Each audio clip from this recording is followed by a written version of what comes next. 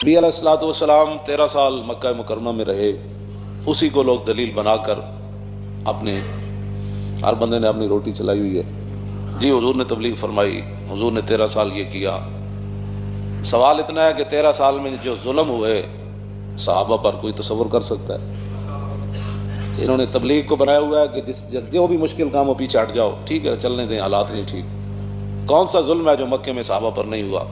دوران تبلیغ تلوار تو بعد میں اٹھی نا، یہ ساری زندگی کہتے رہنا نہیں جی ہم اصلاح کر رہے ہیں۔ اصلاح کے بعد 13 سال اگر آپ دلیل بھی بنائیں نا کہ اصلاح ہوتی رہی، تو پھر 13 سال کے بعد پھر وہ بدر کا مارکہ بھی ہوا۔ ساری زندگی مکے جو حضور اصلاح نہیں فرمائی، پھر حضور میدان میں آ گئے، بدر میں آ گئے، احد میں آ گئے، خندق میں آ گئے۔ یہ لوگ دلیل بنا کر حجروں میں چھپے بیٹھے ہیں کہ جی حضور نے تبلیغ فرمائی تو ہم بھی تبلیغ فرما رہے ہیں۔ میں نے کہا تبلیغ کا بھی ایک ٹائم ہوتا ہے، اس کے بعد پھر میدان لگانا پڑتا ہے۔ بس یہ بات سمجھ جو گیا نا تو اس کو پھر دین کی سمجھ جلدی آ جائے گی۔